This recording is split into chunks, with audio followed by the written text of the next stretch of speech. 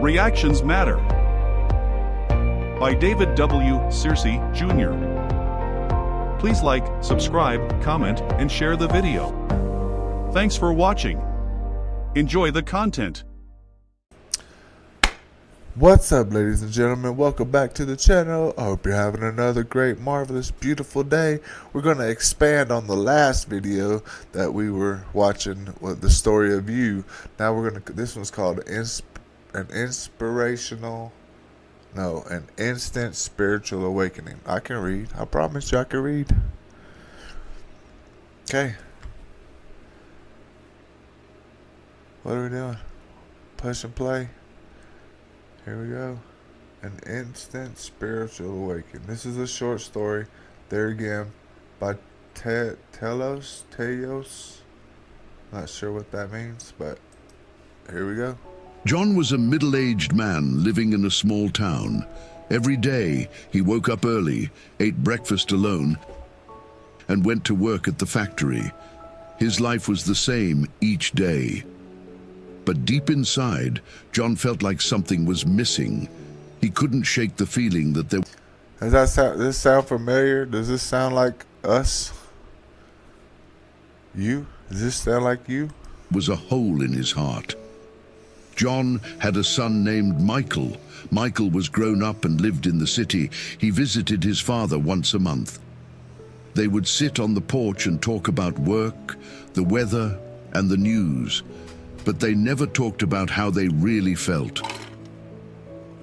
One morning, as John walked to work, he saw a bright red bird land on a fence next to him. Oh, did you know you could hit the space bar and it would pause? I didn't. I do now, though. It chirped 3 times and flew away. The next day, the same thing happened. And the day after that, too. John thought it was strange. Maybe it's a sign, he whispered. That weekend, Michael came to visit. "Hi, Dad," he said, giving John a hug. They sat down to eat lunch. "You look tired," Michael said. "I guess I am," John replied. "I've been thinking a lot lately." "About what?" Michael asked. "Oh, just life," John said, not wanting to worry his son. Later that week, John was at the grocery store when a little girl handed him a yellow flower. "For you," she said with a big smile. John was surprised. "Thank you," he said, but the girl had already run back to her mother. Alright, has anything like that happened to you? Like some strange out of the blue stuff? A bird that appears every day on your doorstep and chirps 3 times and flies away? Some stranger come up to you and just saying something or giving you something out of the blue for no apparent reason? God talking. These small events kept happening. John found a book on a park bench called The Simple Path. And you A find stranger book. said to him, "Have a wonderful day," with a big grin. John felt like the world was trying to tell him something. Now, that's a weird saying. Have a wonderful day with a big grin. Tell that to your friend. Have a wonderful day with a big grin. One evening, John sat on his porch watching the sunset. The sky was painted with pink and orange colors. As he looked out, everything else seemed to fade away. His worries about work, his lonely house, all of it disappeared. He felt peaceful for the first time in a long time. You see, sometimes we get so caught up in our thoughts and feelings, we think and worry so much that we forget to notice the simple things around us. But what if the answer to our troubles is right in front of us? John remembered a story he once heard.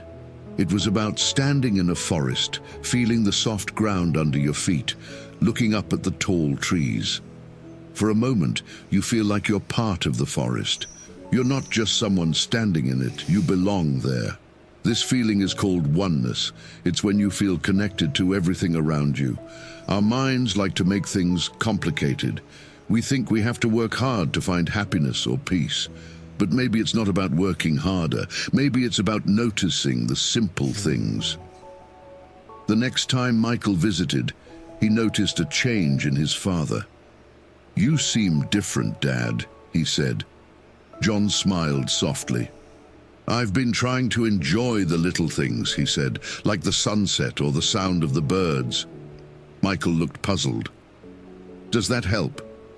"It does," John replied. "It makes me feel connected to the world." Michael shrugged. "I don't have time for that," he said. "Work is so busy." John nodded. "I used to feel that way too." One afternoon, John met an old man sitting on a bench feeding the birds.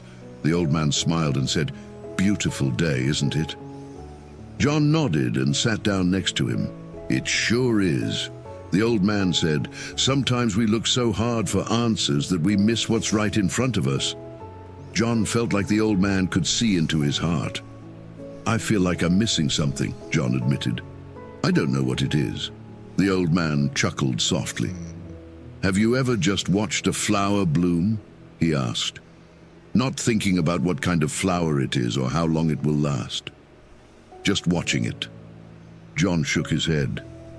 "I guess I haven't." "Try it," the old man said. "When you look at something without all the thoughts and labels, you see it for what it really is. And sometimes you see yourself too." That evening, John went home and found a flower in his garden. He sat and watched it. He noticed the colors, the shape of the petals, the way it moved in the breeze. He didn't think about anything else. And for a moment, he felt that peace wash over him again. He started to understand. The missing piece wasn't something he could find outside of himself. It was inside. It was about being present, letting go of all the extra thoughts that filled his mind. The next time Michael visited, John shared his thoughts. "I've been finding peace in simple things," he said. "Like what?" Michael asked. "Like watching the sunset or listening to the birds," John replied. "It makes me feel connected." Michael frowned. "I don't see how that helps," he said. "I have too much to do." John smiled gently. "Maybe that's when you need it the most." Michael changed the subject. "I have to get back to the city soon," he said. "Lots of work to catch up on."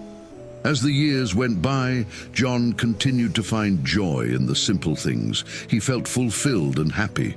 One morning, he didn't wake up. He had passed away peacefully in his sleep. Michael came back to the small town for the funeral. He felt sad and also a bit guilty. He realized he hadn't spent much time with his father lately. After the service, Michael went to his father's house to sort through his things. On the table, he found a journal. Inside were notes and thoughts that John had written down. One entry caught Michael's eye. "Today, I sat and watched a flower bloom.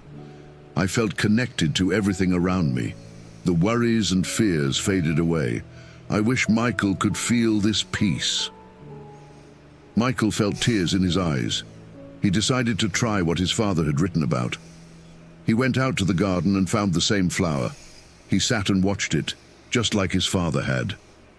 At first, his mind was full of thoughts about work, about his father, about everything he needed to do.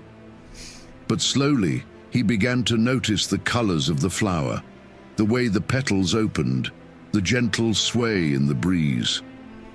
For a moment, he felt a peace he had never felt before. The worries faded away. He felt connected to the world around him. Michael remembered another entry from his father's journal. "When we let go of our thoughts and just be present, we find the peace that's always been there."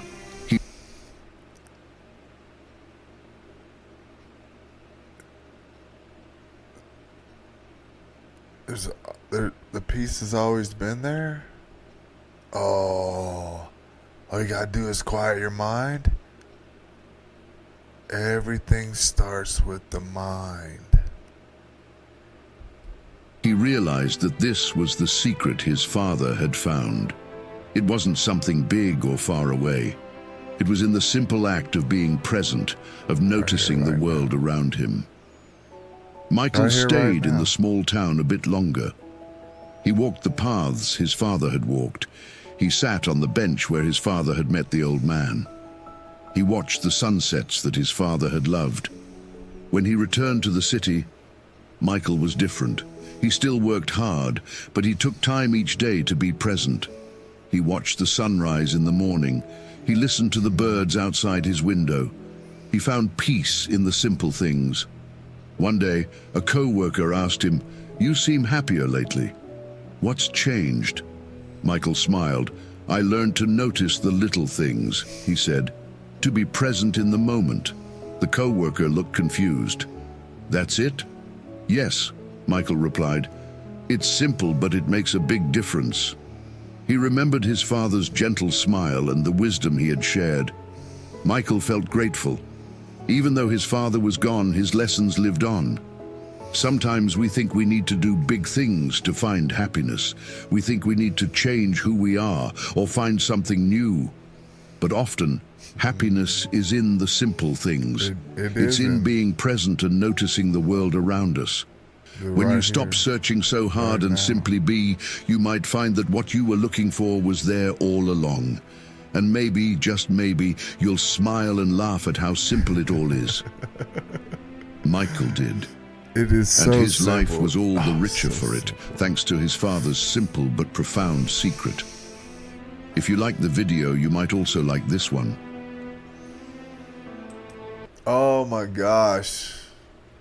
The simple things in life. Guys, the simple things in life, man. We don't get stressed out. Stop with the madness. Be in love with yourself. Know yourself. And I appreciate all y'all for being here. If you could hit that thumbs button 3 times. If you hit it twice, it won't be any good. But if you hit it 3 times, it'll show a thumbs up. Leave a comment. Let me know what you think about such a video. I appreciate all of you being here. I'll see you in the next one. Peace.